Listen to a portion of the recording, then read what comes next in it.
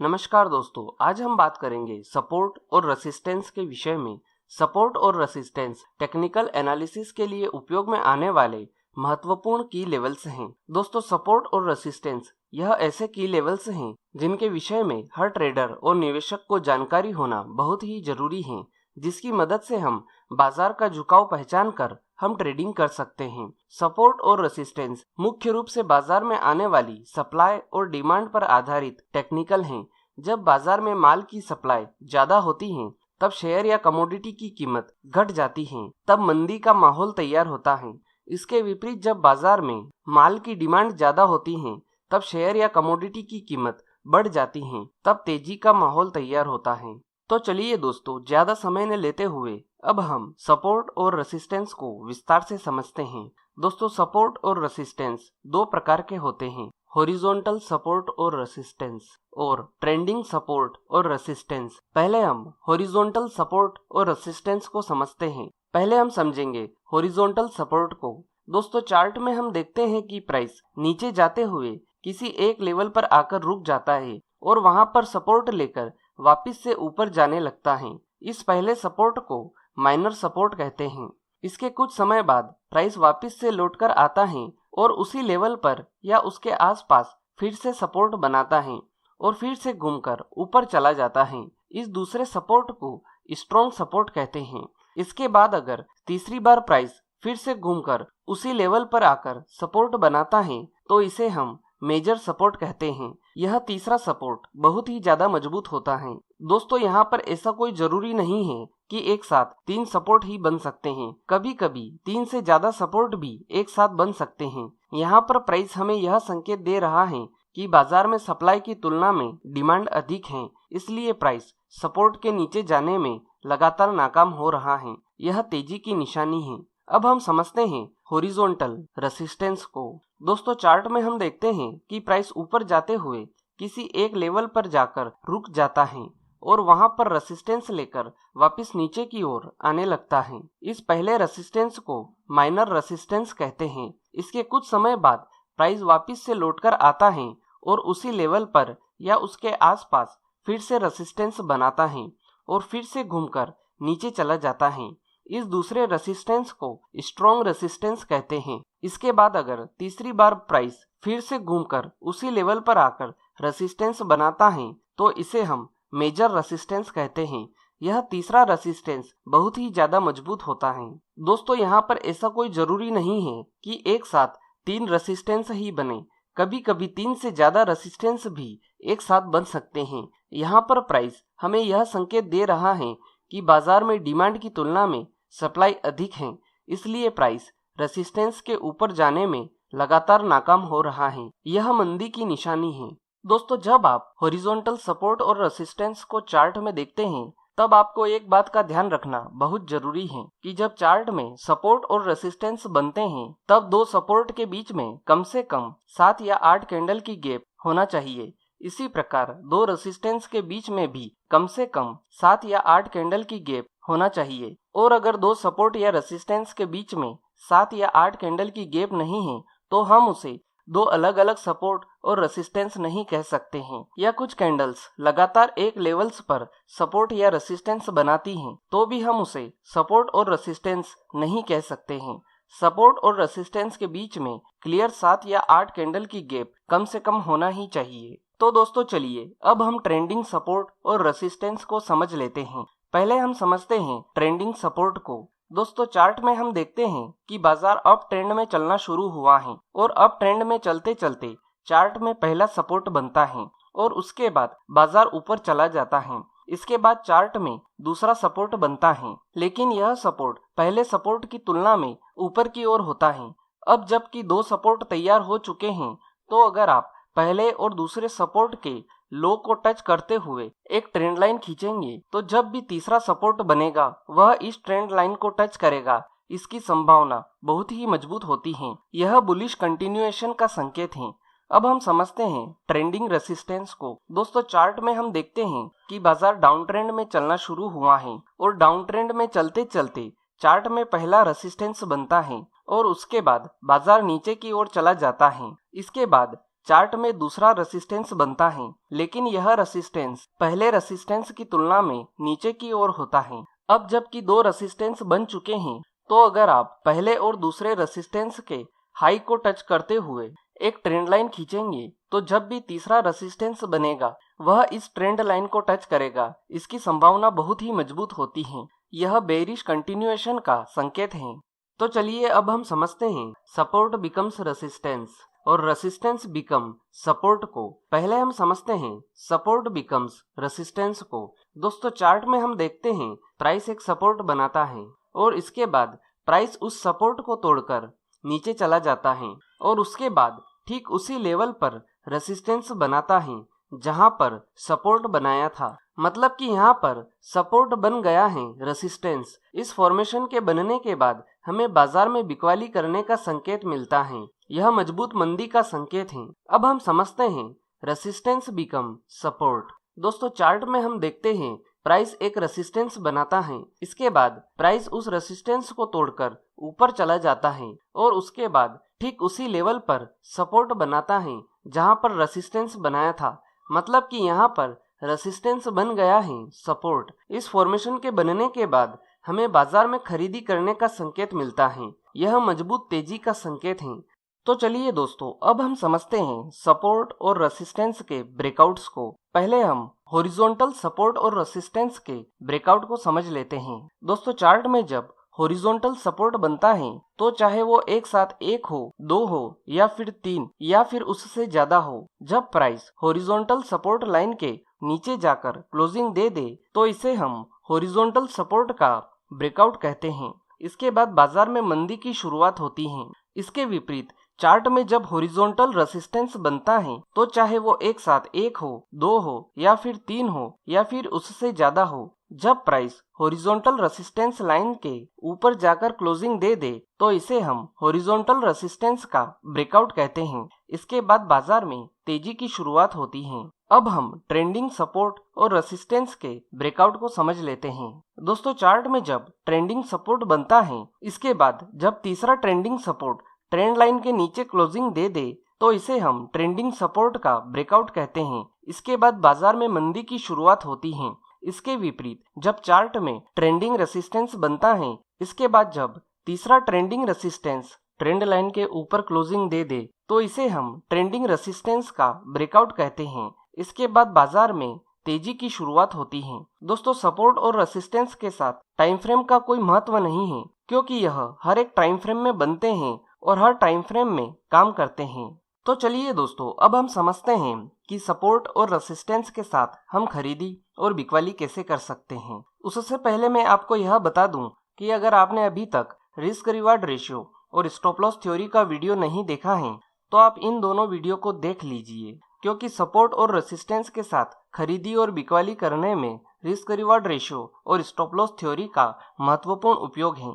इन दोनों वीडियो की लिंक मैंने वीडियो की डिस्क्रिप्शन में डाल रखी है, आप वहां जाकर यह दोनों वीडियो देख सकते हैं। तो चलिए सबसे पहले हम समझते हैं कि ट्रेंडिंग सपोर्ट और रेसिस्टेंस के साथ हम खरीदी और बिकवाली कैसे कर सकते हैं। तो पहले हम समझते हैं कि ट्रेंडिंग सपोर्ट के साथ हम खरीदी कैसे कर सकते हैं। दोस्तों अगर आपको चार्ट में ट्रेंडिंग सपोर्ट दिखाई दे रहा है तो आपको इसमें खरीदी करने के लिए यह देखना है कि जब चार्ट में जिस कैंडल में तीसरा ट्रेंडिंग सपोर्ट बने तो उसके बाद वाली कैंडल में आपको खरीदी करना है, और खरीदी करने के तुरंत बाद जिस कैंडल में तीसरा सपोर्ट बन रहा है उसी कैंडल के लो के नीचे का स्टॉप लॉस लगाना है। इसी बीच ट्रेड लेने से पहले आपको एक और बात का ध्यान रखना बहुत जरूरी है कि आपके खरीदी करने के पॉइंट से स्टॉप लॉस लगाने के पॉइंट के बीच का जो डिफरेंस है वो रिस्क रिवार्ड रेशियो के 2% के नियम के अनुसार ही होना चाहिए, तभी आपको ट्रेड लेना है। अगर डिफरेंस 2% के नियम के अनुसार नहीं है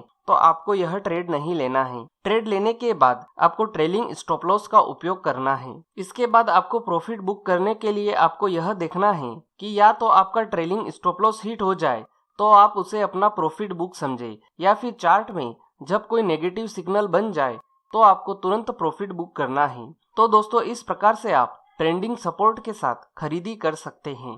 तो चलिए अब हम समझते हैं कि ट्रेंडिंग रेसिस्टेंस के साथ हम बिकवाली कैसे कर सकते हैं। दोस्तों, अगर आपको चार्ट में ट्रेंडिंग रेसिस्टेंस दिखाई दे रहा है तो आपको इसमें बिकवाली करने के लिए यह देखना है कि जब चार्ट में जिस कैंडल में तीसरा ट्रेंडिंग रेसिस्टेंस बने तो उसके बाद वाली कैंडल में आपको बिकवाली करना है, और बिकवाली करने के तुरंत बाद जिस कैंडल में तीसरा रेसिस्टेंस बना है उसी कैंडल के हाई के ऊपर का स्टॉप लॉस लगाना है।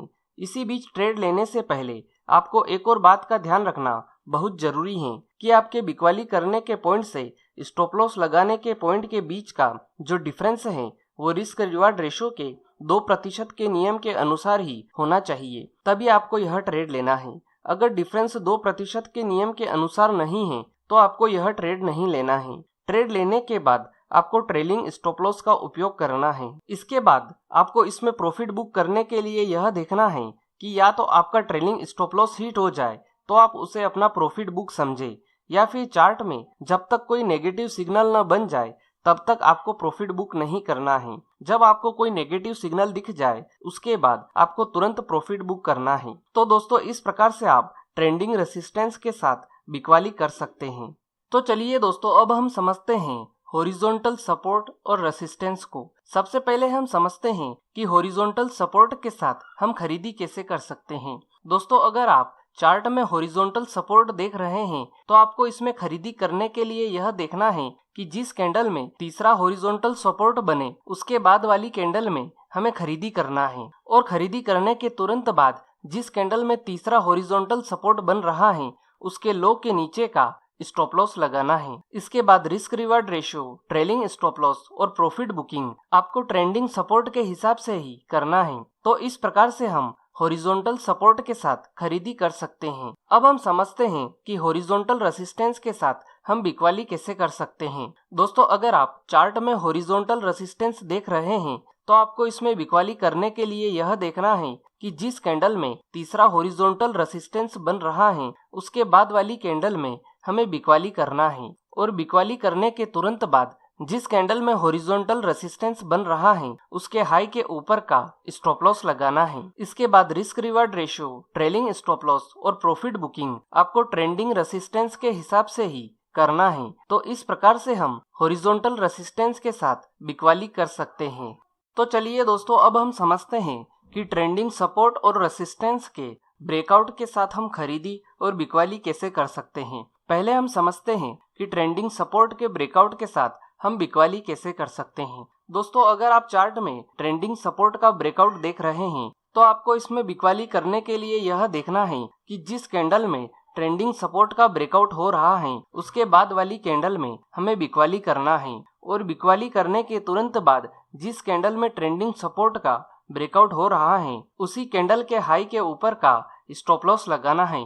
इसके बाद risk reward ratio, trailing stop loss और प्रॉफिट बुकिंग आपको ट्रेंडिंग रेसिस्टेंस के हिसाब से ही करना है। तो इस प्रकार से हम ट्रेंडिंग सपोर्ट के साथ बिकवाली कर सकते हैं। अब हम समझते हैं कि ट्रेंडिंग रेसिस्टेंस के ब्रेकआउट के साथ हम खरीदी कैसे कर सकते हैं। दोस्तों, अगर आप चार्ट में ट्रेंडिंग रेसिस्टेंस का ब्रेकआउट देख रहे हैं तो आपको इसमें खरीदी करने के लिए यह देखना है कि जिस कैंडल में ट्रेंडिंग रेसिस्टेंस का ब्रेकआउट हो रहा है उसके बाद वाली कैंडल में हमें खरीदी करना है, और खरीदी करने के तुरंत बाद जिस कैंडल में ट्रेंडिंग रेसिस्टेंस का ब्रेकआउट हो रहा है उसी कैंडल के लो के नीचे का स्टॉप लॉस लगाना है।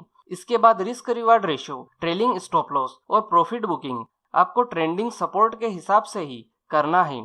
तो दोस्तों, इस प्रकार से हम ट्रेंडिंग रेसिस्टेंस के साथ खरीदी कर सकते हैं।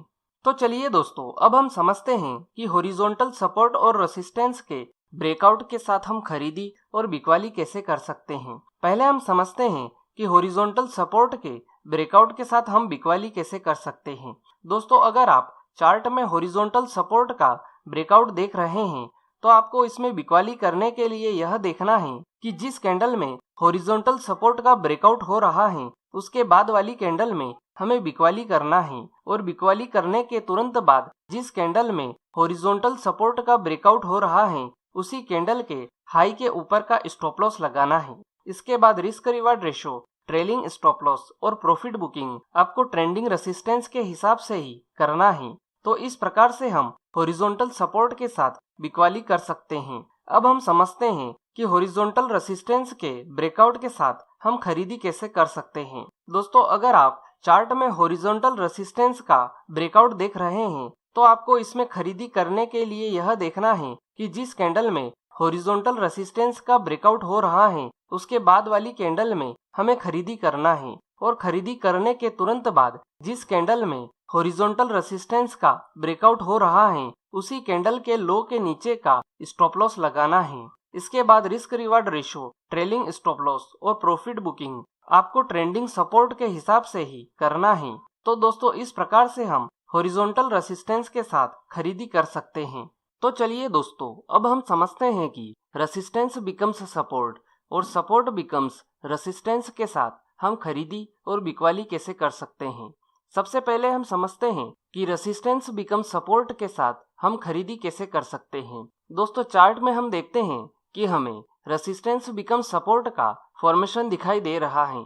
अब हमें इसमें खरीदी करने के लिए यह देखना है कि जिस कैंडल में सपोर्ट बन रहा है उसके बाद वाली कैंडल में हमें खरीदी करना है, और स्टॉप लॉस लगाने के लिए हमें यह देखना है कि जिस कैंडल में सपोर्ट बन रहा है उसी कैंडल के लो के नीचे का स्टॉप लॉस लगाना है। इसके बाद risk reward ratio, trailing stop loss और प्रॉफिट बुकिंग आपको ट्रेंडिंग सपोर्ट के हिसाब से ही करना है। तो इस प्रकार से हम रेसिस्टेंस बिकम सपोर्ट के फॉर्मेशन के साथ खरीदी कर सकते हैं। अब हम समझते हैं कि सपोर्ट बिकम रेसिस्टेंस के साथ हम बिकवाली कैसे कर सकते हैं। दोस्तों, चार्ट में हम देखते हैं कि हमें सपोर्ट बिकम रेसिस्टेंस का फॉर्मेशन दिखाई दे रहा है। अब हमें इसमें बिकवाली करने के लिए यह देखना है कि जिस कैंडल में रेसिस्टेंस बन रहा है उसके बाद वाली कैंडल में हमें बिकवाली करना है, और स्टॉप लॉस लगाने के लिए हमें यह देखना है कि जिस कैंडल का रेसिस्टेंस बन रहा है उसी कैंडल के हाई के ऊपर का स्टॉप लॉस लगाना है। इसके बाद risk reward ratio, trailing stop loss और प्रॉफिट बुकिंग आपको ट्रेंडिंग रेसिस्टेंस के हिसाब से ही करना है। तो इस प्रकार से हम सपोर्ट बिकम रेसिस्टेंस के फॉर्मेशन के साथ बिकवाली कर सकते हैं। तो चलिए दोस्तों, सपोर्ट और रेसिस्टेंस को अब हम चार्ट में समझ लेते हैं। सबसे पहले आप अपने चार्टिंग सॉफ्टवेयर में जाइए और चार्ट को खोल लीजिए। दोस्तों, सपोर्ट और रेसिस्टेंस के साथ टाइम फ्रेम का कोई इतना ज़्यादा महत्व नहीं है। जैसा कि हम पहले ही समझ चुके हैं, यह हर एक टाइम फ्रेम में काम करता है बहुत ही अच्छी तरह से। तो हम यहाँ पर कोई भी टाइम फ्रेम सिलेक्ट कर लेते हैं। जैसे कि मैंने यहाँ पर 5 मिनट की टाइम फ्रेम सिलेक्ट कर रखी है।